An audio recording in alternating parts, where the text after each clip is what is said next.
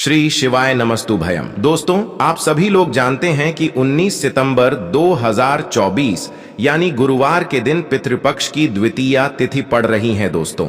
और यह वह गुरुवार है जो पितृपक्ष महीने में पड़ने वाला सबसे बड़ा गुरुवार है, क्योंकि यह पितृपक्ष महीने में पड़ रहा है।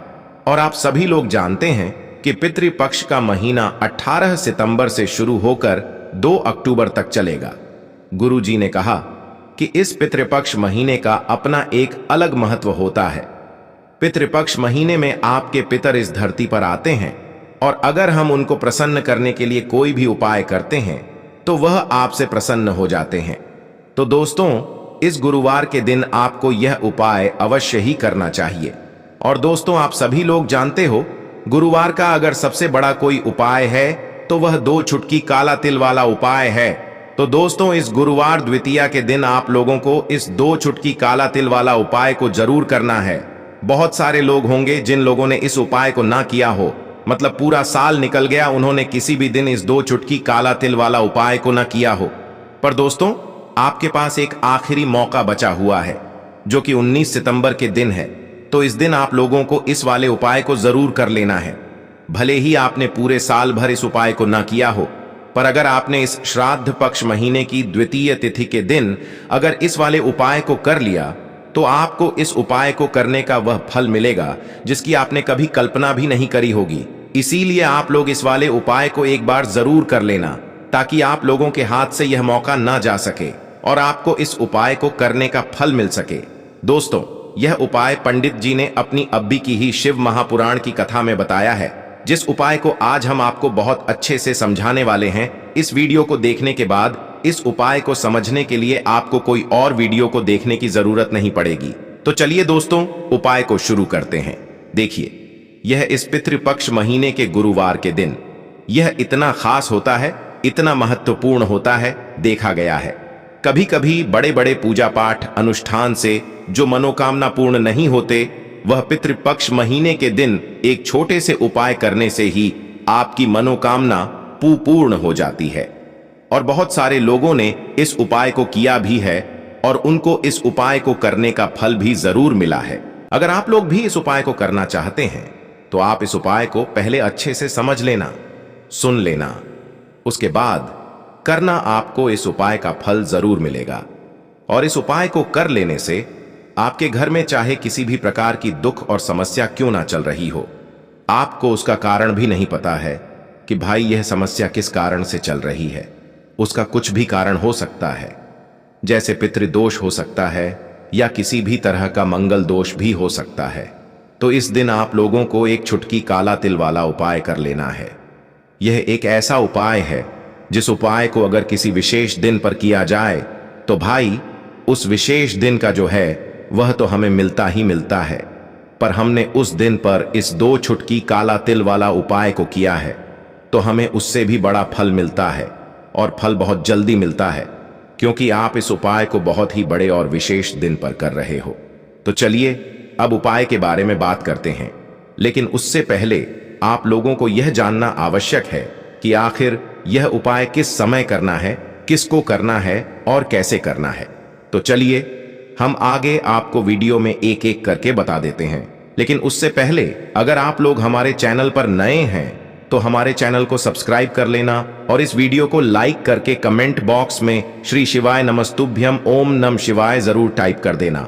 तो दोस्तों, इस 2 चुटकी काला तिल वाला उपाय को हमें इस गुरुवार द्वितीया के दिन कैसे करना है, किसको करना है, किस समय करना है और कहां पर करना है, यह सारे सवालों के जवाब आपको इस वीडियो में मिल जाएंगे। और जो यह वीडियो देखेगा भाई, उसको 2 चुटकी काला तिल वाला उपाय जरूर करना चाहिए, क्योंकि इस दिन काला तिल का भी बहुत ही बड़ा और विशेष महत्व होता है। और जब बात आ जाए 2 चुटकी काला तिल वाला उपाय की, तो यह सोने पे सुहागा वाली बात हो जाती है और यह एक बहुत ही बड़ा उपाय हो जाता है इस गुरुवार द्वितीया का। तो अब दोस्तों, इस 2 चुटकी काला तिल वाला उपाय को आखिर करना किसको है, सबसे पहले हम लोग वह बात जान लेते हैं। तो देखो, घर की जो बड़ी माताएं बहनें होती हैं, उन माताओं बहनों में से कोई भी एक बड़ी माता बहन इस वाले उपाय को कर सकती है। और दोस्तों, अगर आप चाहें तो अपने घर में से सभी सदस्यों को भी इस उपाय को करवा सकते हैं।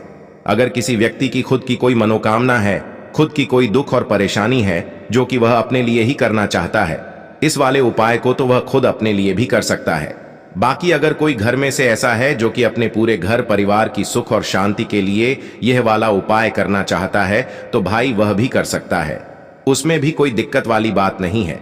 कहने का मतलब यह है कि इस उपाय को हर एक सदस्य भी कर सकता है और पूरे घर परिवार के सदस्य के लिए घर की बड़ी माताओं बहनों में से कोई एक माता बहन भी कर सकती है। माताएं बहनें अगर घर में उपस्थित ना हो या वह यह वाला उपाय ना कर पा रही हो, तो फिर घर का कोई बड़ा सदस्य भी इस 2 चुटकी काला तिल वाला उपाय को कर सकता है, चाहे फिर वह पुरुष ही क्यों ना हो, उसमें कोई भी दिक्कत वाली बात नहीं है। उसके बाद में दोस्तों जो अगला प्रश्न निकल कर आता है वह यह आता है इस उपाय को लेकर कि आखिर इस उपाय को हमें किस समय करना है, सुबह के समय करना है कि शाम के समय करना है। तो देखो, इस वाले उपाय को आप लोग सुबह के समय भी कर सकते हो और शाम के समय प्रदोष काल में भी कर सकते हो। अब अगर आप पूछो कि भाई साहब सबसे उत्तम समय कौन सा रहेगा इस 2 चुटकी काला तिल वाला उपाय को करने का, तो हम आपसे बस यही कहेंगे कि इस उपाय को आप सुबह के समय करेंगे तो ज्यादा बेहतर होगा। बाकी अगर शाम के समय भी करेंगे तो भी अच्छा होगा, उसमें कोई भी दिक्कत वाली बात नहीं है। तो अब दोस्तों जो अगली सबसे बड़ी और महत्वपूर्ण बात आती है वह यह आती है कि सुबह अगर हम उपाय को करेंगे तो हमें कितने बजे से ले कितने बजे तक के बीच में करना है, और शाम के समय प्रदोष काल में करेंगे तो हमें कितने बजे से लेकर कितने बजे के बीच में करना है। तो देखो, सुबह जितनी जल्दी हो सके आप उपाय को करने की कोशिश करना। बाकी अगर किसी कारणवश लेट भी हो जाओ, थोड़ी देर भी हो जाए, तो 10 या 11 बजे तक भी आप उपाय कर लेना, पर 12 बजे से ज्यादा देरी ना हो, ठीक है? इस बात का ध्यान रखना। उसके बाद में दोस्तों अगर शाम के समय प्रदोष काल की बात करें, प्रदोष काल का जो समय होता है वह शाम के 6 बजे से शुरू हो जाता है। मतलब शाम के 6 बजे से लेकर 7 बजे के बीच का जो समय होता है यह समय प्रदोष काल का समय होता है। पर अब इस उपाय को 7 या 8 बजे के बीच में भी कर सकते हो। मतलब शाम के 6 बजे से रात 8 बजे के बीच में आप कभी भी इस वाले उपाय को कर सकते हो, उसमें कोई भी दिक्कत वाली बात नहीं है। परंतु गुरुवार के दिन कोशिश करना कि समय के अंतर्गत ही कर लो। किसी कारणवश ना कर पाओ तो थोड़ा देरी से भी कर सकते हो, आपको उपाय का फल जरूर मिलेगा। अब यह जो पितृपक्ष के दिन होते हैं, इन दिनों में जब आप यह उपाय करेंगे जो हम आपको बताने वाले हैं, गौ माता से जुड़ा हुआ उपाय है। देखिए, गौ माता के अंदर हमारे पितरों का ही वास माना जाता है।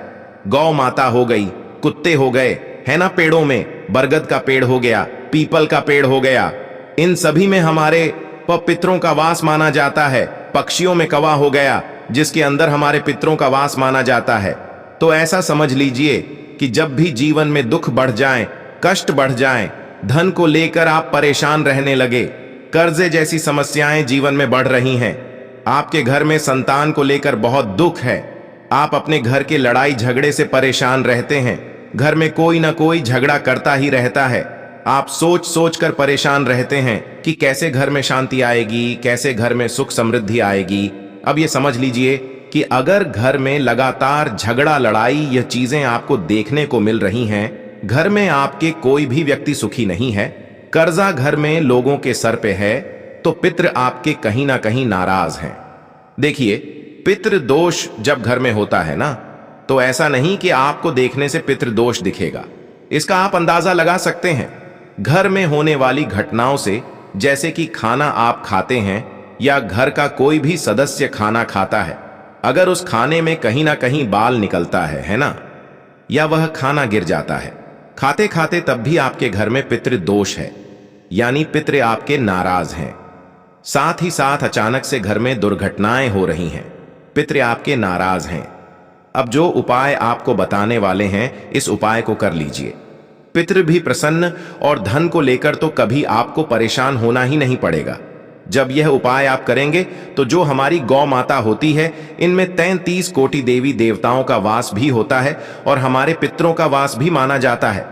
अब आपको करना क्या है, जिस दिन भी आप अपने घर में पितृपक्ष में अपने पितरों को प्रसन्न करने के लिए उपाय करते हैं, है ना, जो भी आप उनको खाने में देते हैं, आपको क्या करना है कि अपने घर में मान लीजिए आप पूरी बनाते हैं या खीर बनाते हैं, आपने पूरी लेनी है, खीर लेनी है या गुड़ भी आप यहाँ ले सकते हैं और उस पूरी पर रखकर आपको गौ माता को जरूर से पूरी और खीर निकालनी है या पूरी और गुड़ निकालना है और खिलाना है, क्योंकि बहुत सारे लोग हैं जो गौ माता को नहीं खिलाते हैं।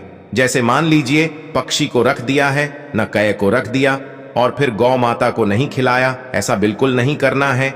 आपको पितृपक्ष में कोशिश करें कि आप गौ माता को गुड़ रोटी या फिर गुड़ पूड़ी जो भी आप अपने घर में बनाते हैं, सबसे पहले आपको गौ माता को खिलाना चाहिए। कभी आपके पिता आपसे नाराज नहीं रहेंगे, पितृ हमेशा प्रसन्न रहते हैं और कभी पितृदोष की वजह से आपके जीवन में धन को लेकर आपको परेशानियों का सामना नहीं करना पड़ता है। पैसों की कमी कभी उस घर में नहीं आती है जिस घर के पितृ प्रसन्न रहते हैं। देखिए, बहुत बार ऐसा होता है कि अच्छा खासा काम भी बिगड़ जाता है, व्यापार खराब होने लगता है, तो कहीं ना कहीं पितृदोष की वजह से भी ऐसी घटनाएं होती हैं। इसलिए कोशिश करें कि इस बार चाहे एक बार ये उपाय आप करें, अगर ज्यादा बार कर लेते हैं तब तो बहुत उत्तम है। जितने ज्यादा दिन आप पितृपक्ष में ये उपाय करेंगे कि गौ माता को गुड़ रोटी या गुड़ पूड़ी खिलाएंगे या फिर हरी घास खिला देते हैं, तो ऐसा समझ लीजिए कि पितृ इतने प्रसन्न हो जाएंगे कि कभी जीवन में दुखों को आने नहीं देंगे। तो हमेशा प्रयास करें कि आप गौ माता से जुड़ा हुआ यह उपाय जरूर करें। चलिए अब बात कर लेते हैं अपने दूसरे उपाय की, जो कि पितरों को प्रसन्न करने के लिए है और घर में स्थिर लक्ष्मी के वास के लिए। मतलब कभी आपके घर में ऐसा नहीं होगा कि आज पैसा आ रहा है और कल पैसा नहीं आ रहा है। ऐसा बहुत सारे घरों में होता है कि पैसा आता है तो रुकता नहीं है, और अगर पैसा रुकता है तो फिजूल खर्ची बहुत होती है, धन की बर्बादी बहुत होती है, जिससे कि घर के सदस्य बहुत ही परेशान रहते हैं। अब ज्यादातर लोग की ये समस्या होती है कि धन की बर्बादी हो रही है और घर में पैसा नहीं रुक रहा है। अगर आपके साथ भी ऐसा है तो बिल्कुल से आपको यह दूसरा उपाय सुनना चाहिए और इसे पितृपक्ष में जरूर करना चाहिए। देखिए, आपको यहां पर क्या करना है कि काला तिल लेना है। काला तिल पितरों को सबसे प्रिय होता है। आपको क्या करना है, 2 से 3 चुटकी काला तेल लेना है और आपको लेना है यहां पर एक मिट्टी का दीपक। उसके अंदर आपको तिल का तेल डालना है या फिर सरसों का तेल भी आप डाल लें। अगर आपके पास तिल का तेल ना हो तो इसी के अंदर आपको 2 से 3 चुटकी काला तेल डालना है। और यह दीपक आपको कहां लगाना है? यह दीपक आपको लगाना है अपने घर के मुख्य द्वार पर। जैसे ही आप पितृपक्ष में यह उपाय करेंगे, मुख्य द्वार पर दीपक लगाएंगे, अपने पितरों से क्षमा याचना करेंगे, मां लक्ष्मी का ध्यान करेंगे, श्री हरि विष्णु का ध्यान करेंगे। ऐसा समझ लीजिए कि स्थिर रूप से मां लक्ष्मी आपके घर में आएंगी। कभी ऐसे घर को छोड़कर मां लक्ष्मी नहीं जाती है जिस घर के मुख्य द्वार पर दीपक जलाया जाता है। देखिए, दीपक तो मुख्य द्वार पर आपको हमेशा जलाना चाहिए, क्योंकि मां लक्ष्मी प्रतिदिन भ्रमण पर निकलती हैं शाम के समय, और जिस घर के द्वार पर दीपक जला होता है, हमेशा ऐसे घर में ही मां लक्ष्मी का वास होता है। हमेशा ऐसे घर में मां लक्ष्मी आती हैं और फिर कभी ऐसे घर को छोड़कर नहीं जाती हैं। दूसरी चीज कि तिल का जो महत्व होता है यह बहुत ही ज्यादा बढ़ जाता है। पितृपक्ष में तो पितृपक्ष में तिल के तेल का दीपक जलाते हैं, या फिर आप सरसों के तेल का दीपक जो जला रहे हैं उसी में आपने 2 चुटकी तेल डाल लिया, तो ऐसा समझ लीजिए कि फिर आपके पितृ आपसे प्रसन्न होते हैं और कभी ऐसे घर पर कोई दुख कोई संकट नहीं आता है। पैसे को लेकर तो पैसे की समस्याओं को दूर करना है, बैंक बैलेंस को बढ़ाना है और अपने घर में सुख समृद्धि दिलानी है, कलेश दूर करना है ना। तो ये बहुत ही उत्तम उपाय है। पितृपक्ष में जितने ज्यादा दिन ये उपाय कर लेंगे ना, उतना बहुत ही ज्यादा। ऐसा समझ लीजिए कि लाभ ही लाभ आपको यह उपाय देगा। चलिए अब बात कर लेते हैं अपने तीसरे उपाय की। जो लोग कहते हैं कि भाग्य ही साथ नहीं देता, जीवन में दुख ही दुख लिखे हैं, हर तरफ से जीवन में दुख आ रहे हैं, कष्ट आ रहे हैं, पैसों की समस्या आ रही है, घर में बीमारियां प्रवेश कर रही हैं, घर का लड़ाई झगड़ा बंद नहीं हो रहा है ना, बैंक बैलेंस नहीं बढ़ रहा है, कारोबार बिल्कुल चल नहीं रहा है, तो सारी तरह की समस्याएं आपके जीवन से दूर करते हैं महादेव, जो कि देवों के भी देव हैं। अब महादेव अगर किसी को आशीर्वाद दे दे और इनकी कृपा जिसको मिल जाए उसके जीवन में कभी कोई संकट आने ही नहीं देते हैं। अब आपको बता दें कि जो उपाय आपको बताने वाले हैं, पितृ भी प्रसन्न हो जाएंगे। कुंडली में अगर कोई दोष है, कोई वास्तु दोष है, वह भी दूर हो जाएगा और महादेव ऐसा आशीर्वाद आपको देंगे कि जीवन में कभी कोई संकट, कोई दुख नहीं आएगा। सबसे बड़ी बात, अगर काम आपका बिगड़ता है, कोई भी काम करने जाते हैं बार बार बिगड़ जाता है, तब तो यह उपाय आपको जरूर से करना चाहिए। 2 चुटकी काला तेल लेना है, 1 लोटा जल लेना है, अपने घर का ही जल लेना है। बस यह चीज ध्यान रखें, 2 चुटकी काला तिल डालेंगे और यह लोटा या जो भी पात्र आपने लिया है, अपने घर से जल जिसमें भरा है, 2 चुटकी तिल डालकर महादेव की शिवलिंग पर आपको यह जल अर्पित करना है। अब यह उपाय जो व्यक्ति पितृपक्ष में करता है, उसकी कुंडली में अगर कोई दोष है वो दूर हो जाता है, भाग्य में दुख लिखे हैं वो दूर हो जाते हैं, कोई मनोकामना पूरी नहीं हो रही है, मनोकामना पूरी हो जाती है। पितृ भी अगर नाराज है ना, तो पितृ भी प्रसन्न हो जाते हैं। और देवों के देव महादेव जो है ना, कभी आपके जीवन में, कभी आपके धन पर कोई संकट नहीं आने देते हैं। हमेशा आपके जीवन में, आपके घर में सुख समृद्धि सब कुछ आती है। आप अपने जीवन में बहुत आगे जाते हैं। जब इस उपाय को करते हैं, सच्ची श्रद्धा से करेंगे तो उपाय सफल होगा और इसका चमत्कार आपको थोड़े दिनों के अंदर ही अपने जीवन में देखने को मिल जाएगा। तो महादेव की कृपा प्राप्त करना ऐसा समझ लीजिए कि आने वाली पीढ़ियां भी सुख ही सुख देखती हैं जो उनकी कृपा प्राप्त कर लेता है। तो कोशिश करें कि महादेव को प्रसन्न करें और इस उपाय को सच्ची श्रद्धा से करें। महादेव अपने भक्तों के जीवन में कभी कोई दुख और संकट नहीं आने देते हैं और आपके हमेशा प्रसन्न रहते हैं जब आप इस उपाय को करते हैं। तो दोस्तों, यह थे पूज्य गुरुजी द्वारा बताए गए कुछ बहुत ही खास उपाय। अगर आपको जानकारी अच्छी लगी हो तो वीडियो लाइक करिएगा। मिलते हैं फिर एक नए वीडियो के साथ। श्री